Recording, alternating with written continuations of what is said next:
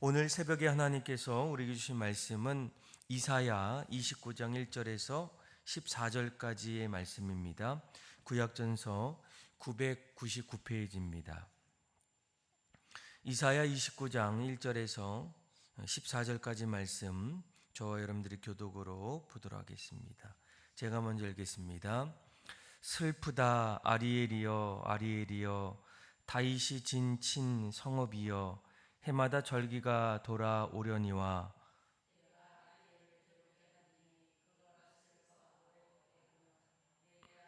같이 되리라. 내가 너를 사면으로 둘러 진을 치며 너를 예워 대를 쌓아 너를 치리니,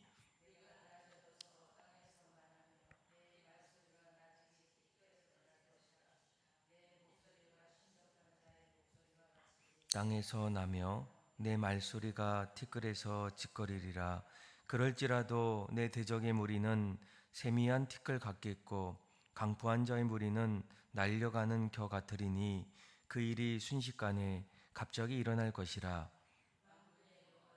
우리와 지진과 큰 소리와 회오리 바람과 폭풍과 맹렬한 불꽃으로 그들을 징벌하실 것인즉, 아리엘을 치는 열방의 무리 곧 아리엘과 그 요새를 쳐서 그를 공고하게 하는 모든 자는 꿈같이 밤의 환상같이 되리니, 깨면 그 속은 여전히 비고 목마른 자가 꿈에 마실지라도 깨면 곤비하며 그 속에 갈증이 있는 것 같이 시온산을 치는 열방의 무리가 그와 같으리라. 너희는 놀라고 놀라라. 너희는 맹인이 되고 맹인이 되라.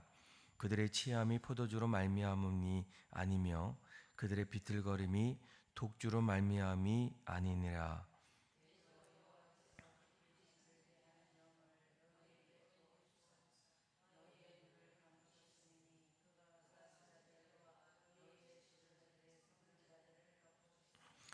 그러므로 모든 계시가 너희에게 봉한 책의 말처럼 되었으니, 그것을 글 아는 자에게 주며 이르기를 그대에게 청하노니 이를 읽으라 하면, 그가 대답하기를 그것이 봉해졌으니 나는 못 읽겠노라 할 것이요.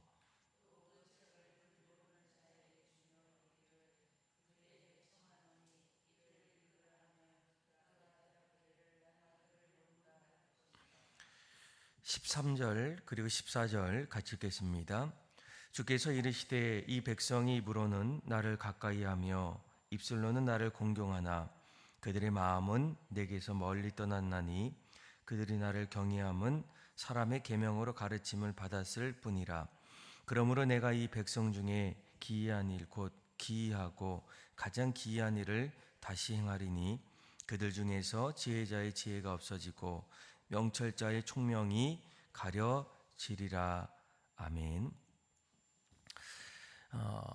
여러분, 우리가 이 땅을 살아갈 때 하나님께서 우리를 너무나 귀하게 여기시고 또 많은 것으로 풍성하게 채워주시는, 한마디로 하나님은 사랑의 하나님이십니다.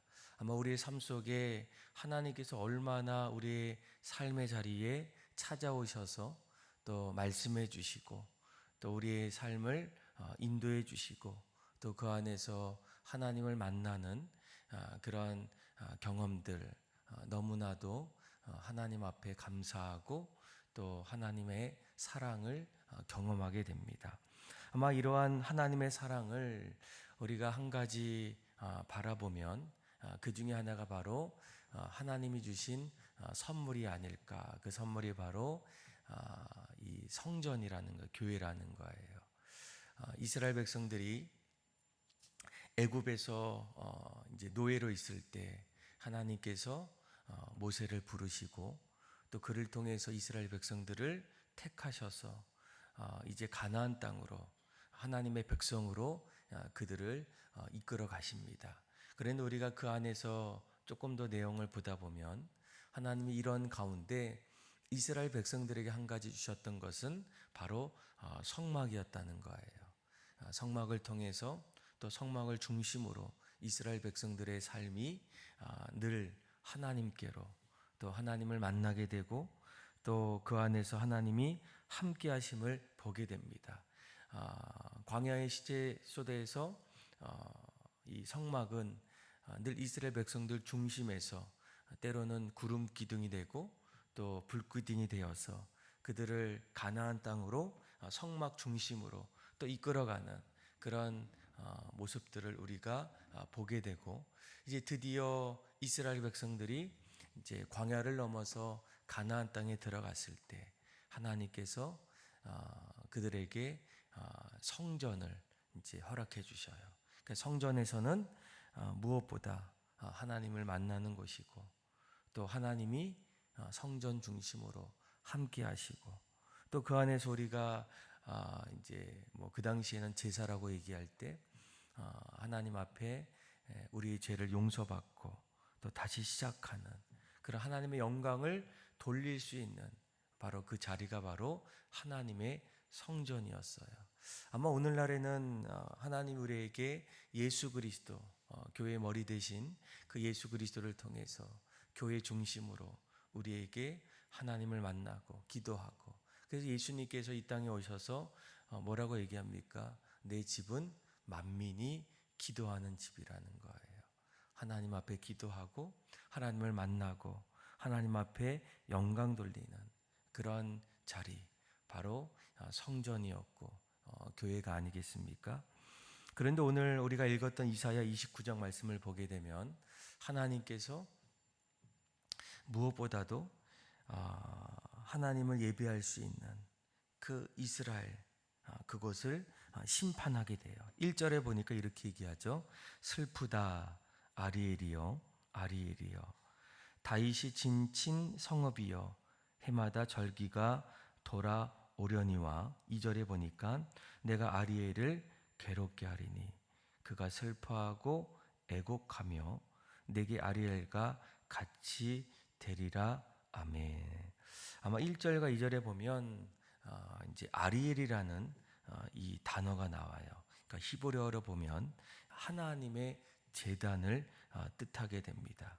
그러니까 아리엘은 예루살렘이고, 또 예루살렘은 다윗의 성읍에 위치하게 되는데, 무엇보다 이것은 하나님의 이 성전, 또 그것에서 예배하고 또 제사를 드리고 하나님을 만나는 그 자리에서 오늘 본문에 보니까 2절에 보면 이렇게 얘기하죠. 내가 아리엘, 하나님의 그 제단, 그 아리엘을 괴롭게 하겠다라는 거예요. 오늘 성경은 하나님께서 그 아리엘을 심판하실 때 한마디로 이렇게 얘기합니다. 슬프다라는 거예요. 하나님을 만날 수 있고 하나님이 함께할 수 있고 우리의 죄가 용서받고 새로운 삶으로 시작할 수 있는 하나님의 영광이 가득한 그 자리가 오히려 하나님의 심판으로 바뀌어지고 있다라는 거예요. 그래서 오늘 1절에 보니까 슬프다라고 이렇게 가장 먼저 말씀하고 있습니다. 가장 기쁘고 가장 영광스러운 그 하나님의 제단에서 오늘 성경은 반대로 우리에게 아리엘이라고 얘기하면서 슬프다라고 이렇게 말씀해 주고 있어요. 여러분, 오늘 이 이사야는 하나님 말씀을 통해서 왜 이스라엘 백성들, 그 이스라엘이 아리엘, 하나님의 제단, 하나님을 만나고 하나님의 영광이 가득한 그 자리가 슬픔으로, 무엇보다 하나님의 심판이 일어나는 이유가 무엇일까라는 거예요. 그런데 우리가 13절부터 말씀을 읽어보면 하나님께서 이 아리엘, 다윗이 진 성읍이죠. 해마다 절기가 될 때마다 돌아오는 그 이스라엘 백성들의 그 자리에 하나님의 끔찍한 그 심판이 일어난 가장 큰 이유를 이렇게 말씀하고 있어요. 13절에서 우리 14절까지 말씀 한번 읽어볼까요? 시작. 주께서 이르시되 이 백성이 입으로는 나를 가까이하며 입술로는 나를 공경하나 그들의 마음은 내게서 멀리 떠났나니 그들이 나를 경외함은 사람의 계명으로 가르침을 받았을 뿐이라.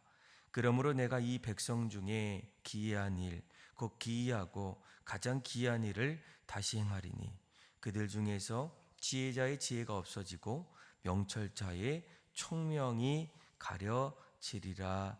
아멘. 여러분, 이 아리엘은 무엇보다도 하나님을 예배할 수 있는 그런 자리입니다. 어떻게 보면 가장 영적으로 안전한 그런 성읍이라는 거예요.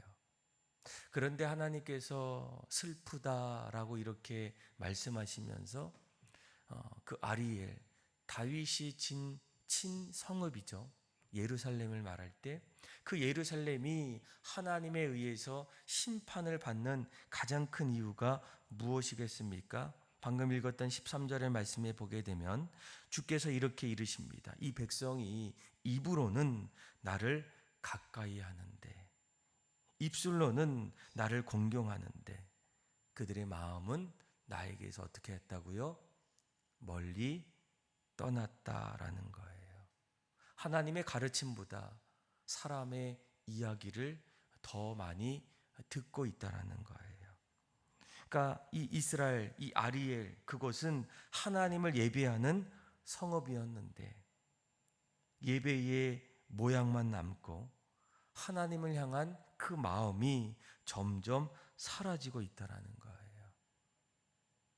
한두 사람이 아니라 이제는 그곳에 있는 수많은 하나님의 백성들이 점점 사람들의 이야기가 내 삶의 중심이 되고, 물론 여전히 절기가 되었을 때 또 때가 될 때마다 하나님을 찾지만 입술로는 하나님을 공경하고 또 입으로는 하나님을 가까이 한다고 말하고 있지만 그들의 삶의 중심에는 하나님이 아닌 다른 것으로 채워져 가는 그런 일들이 일어났을 때 하나님께서 결국 그들에게 이제 심판을 이제 결정하십니다. 그래서 오늘 말씀에는 이러한 모습들을 한마디로 슬프다라고 이렇게 말씀해주고 있어요. 여러분, 오늘날 한국 교회를 바라볼 때, 또 우리의 신앙을 바라볼 때, 우리의 신앙, 또 한국 교회가 여전히 하나님을 예배한다, 또 하나님을 찬양한다, 하나님 중심으로 그렇게 살아가고 있다라고 이야기하지만 어쩌면 우리의 신앙 역시도 이스라엘 백성들의 모습처럼 어떻습니까? 찬양은 하고 있지만 하나님을 더 사랑하지 않는 그런 신앙의 모습은 없지는 않겠습니까? 여전히 늘 하나님 앞에 나와 기도는 하는데 하나님께 맡기지 못하는 그런 신앙은 아니겠습니까? 말씀은 매주마다 늘 듣고 있는데 순종하지 못하고 내 뜻대로 살아가고 있지는 않겠습니까? 늘 나는 하나님 앞에 봉사는 하고 있지만 하나님과의 관계는 오히려 멀어지고 이제는 하나님을 의식하기보다는 사람들을 더 의식하는 그런 신앙의 모습이 있지는 않겠습니까? 이러한 일들이 일어날 때 하나님은 가장 먼저 우리에게 슬프다라고 이렇게 말씀해주고 있어요. 경건의 모양은 많지만 너희의 삶의 중심에는 정말 하나님을 바라보고 하나님 중심으로 살아가고 있을까라는 거예요. 입으로는 나를 가까이 하는데 입술로는 하나님을 공경하는데 그 마음은 내게서 떠나 있다, 멀어져 간다. 그래서 하나님께서 어떻게 하십니까? 이러한 심판을 통해서 이스라엘 백성들 앞에서 기이한 일들, 특별히 오늘 본문에 보면 이 아수르를 통해서 이스라엘 백성들을 괴롭히고 흔들어 놓는 그런 일들. 2절에 보니까 이렇게 얘기하죠. 내가 아리엘을 어떻게 한다고요? 괴롭게 하리니 그들이 슬퍼하고 애국하며 내게 아리엘과 같이 되리라 이렇게 말씀해 주고 있어요. 그러니까 하나님께서 그들을 바라보실 때 더 이상 안 되겠다. 너희들이 자꾸 하나님보다 다른 이들, 오히려 자기 중심으로 살아가는 모습들을 바라볼 때 하나님이 어떻게 하십니까? 결국 그들을 자비와 긍휼로 다가오시는 것이 아니라 하나님의 공의와 심판으로 그들을 징계하시고 그들을 심판하시게 돼요. 여러분, 오늘날도 우리가 우리의 성전, 또 하나님이 세워주신 그 교회 위에 매주마다 예배는 드리고 또 기도하고 그 말씀을 바라보며 그렇게 살아가고 있는데, 더 중요한 것은 오늘 본문의 말씀처럼 입술로는 또 날마다 하나님을 공경한다고 입으로는 그렇게 말하고 있지만 정작 우리의 마음의 중심에는 어떤 모습이 있는지 다시 한번 우리의 신앙을 돌아보셔야 한다는 거예요. 만약 우리도 입술로는 또 입으로는 하나님을 공경하고 하나님 중심으로 산다고 말하지만 우리의 마음 중심 한쪽에서는 점점 주님보다 다른 것들을 바라보고 의지한다면 하나님께서 가장 먼저 슬퍼하시고, 그리고 그 안에서 무엇을 통해서 하나님께서 또 다른 앗수르를 통해서 우리의 삶을 흔들어 놓으시고 우리를 무너뜨리는 그런 일들이 일어날 수 있어요. 아마 많은 분들이 최근 들어서 한국 교회가 왜 이렇게 되었을까? 예전에는 더 뜨겁게 늘 하나님 중심으로 그렇게 살아갔는데 이제는 교회 안에 기도하는 사람들, 예배하는 사람들, 봉사하는 사람들, 헌신하는 사람들, 늘 하나님 중심으로 살아가는 그 사람들보다도 그러지 못한 모습들을 점점 이야기할 때가 있지 않겠습니까? 하나님 중심보다 내 중심으로, 가족 중심으로, 또 나의 어떤 인생의 모습대로 그렇게 살아갈 때 오늘 말씀은 오히려 이 시대에 한국교회를 향해서 어쩌면 우리에게 주시는 그런 말씀이 아닐까 그렇게 여겨질 때가 많다는 거예요. 그런데 이런 하나님의 심판과 또 징계 속에서 우리가 주목해야 될 것이 있어요. 5절에서 8절까지 말씀인데 하나님께서 앗수르를 통해서 심판하는 그 자리에 하나님이 이런 말씀을 주십니다. 우리 한번 5절에서 우리 8절의 말씀까지 한번 읽어볼까요? 시작. 그럴지라도 내 대적의 무리는 세미한 티끌 같겠고 강포한 자의 무리는 날려가는 겨 같으리니 그 일이 순식간에 갑자기 일어날 것이라. 만군의 여호와께서 우레와 지진과 큰 소리와 회오리 바람과 폭풍과 맹렬한 불꽃으로 그들을 징벌하신 것인즉 아리엘을 치는 열방의 무리 곧 아리엘과 그 요새를 쳐서 그를 공고하게 하는 모든 자는 꿈같이 밤의 환상같이 되리니 줄인 자가 꿈에 먹을지라도 깨면 그 속은 여전히 비고 목마른 자가 꿈에 마셨을지라도 깨면 곤비하며 그 속에 갈증이 있는 것 같이 시온산을 치는 열방의 무리가 그와 같으리라. 아멘. 그러니까 하나님께서 이제 앗수르를 통해서 이제 이스라엘 백성들을 심판하게 됩니다. 그런데 그 심판이 결국 앗수르의 능력을 통해서 나타나는 것이 아니라 하나님께서 그들을 도구로 사용하셔서 그 이스라엘 백성들을 심판하셨기 때문에 오늘 5절 말씀을 보게 되면 이렇게 얘기하죠. 그럴지라도 내 대적의 무리는 세미한 티끌 같겠다. 그리고 강포한 자의 무리는 날려가는 겨 같겠다라는 거예요. 그리고 하나님께서 결국 이 모든 것을 통해서 끝을 내는 것이 아니라 이제 아수르의 군대가 오히려 우레와 지진과 큰 소리와 회오리 바람과 폭풍과 맹렬한 불꽃으로 그들을 하나님께서 징벌하신다라는 거예요. 물론 이 아수르가 하나님의 도구를 통해서 이스라엘 백성들을 괴롭히지만 궁극적으로는 하나님의 징벌, 하나님의 심판은 단지 심판을 위한 심판이 아니라 구원을 위한 심판이라는 거예요. 그들을 다시금 살리기 위해서, 다시금 입술로만 하나님을 공경하고 입으로만 하나님 앞에 나아가는 그런 삶에서 이 모든 심판이 결국 하나님께로 돌이킬 수 있는 그런 구원의 심판을 위해서 하나님이 아수르를 사용하셨다라고 우리에게 말씀해 주고 있다는 거예요. 여러분, 오늘날에도 우리의 삶 속에 어쩌면 하나님의 징계와 또 심판이 우리에게 일어날 때 우리는 그 현상만을 바라봐서는 안 된다는 거예요. 왜 하나님께서 우리를 지금 어렵게 하실까?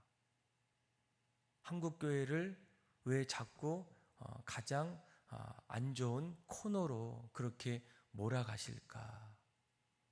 아마 거기에 있는 분명한 회복을 위한 하나님의 징계, 또 회복을 위한, 회개를 위한 하나님의 또 다른 징벌이 그 안에 담겨 있음을 기억하셔야 된다는 거예요.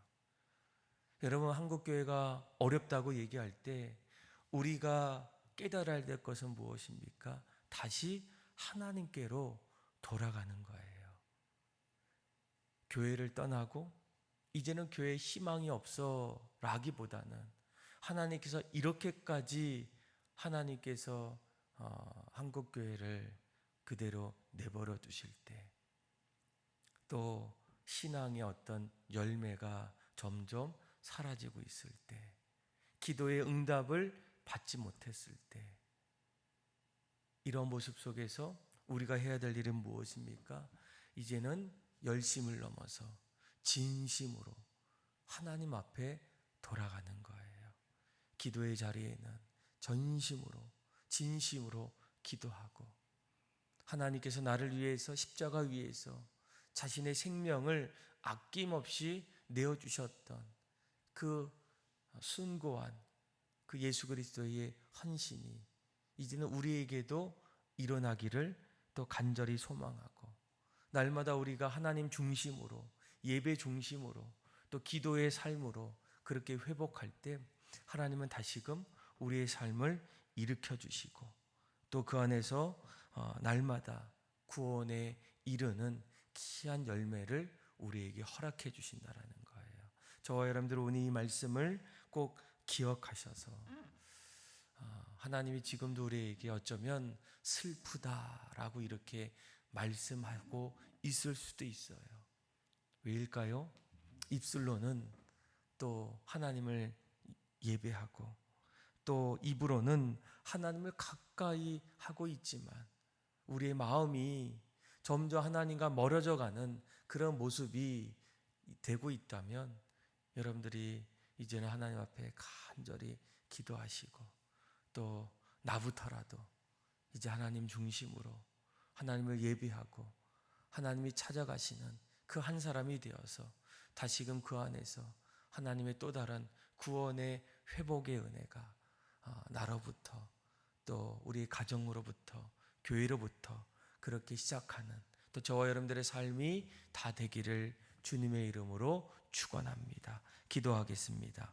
하나님 아버지, 슬프다 아리엘이여라고 말씀하시는 그 말씀이 오늘 우리에게 또 한국교회 위에 말씀하신 것 같은 말씀으로 다가올 때 입술로는, 입으로는 하나님을 가까이 하고 공경했지만 우리의 마음이 점점 하나님과 멀어져 가고 있지는 않은지를 다시금 돌아보게 하여 주셔서 회개하게 하여 주시고, 하나님을 진심으로 찾게 하여 주시고, 날마다 우리의 삶이 하나님 중심의 삶으로 살아가게 하여 주셔서 이제는 이곳이 하나님을 만나고 하나님과 함께하며 하나님의 영광이 가득한 그런 교회, 또 성전이 되게 하여 주옵소서. 하나님께서 내가 거룩하니 너희도 거룩하다라고 말씀하실 때 하나님,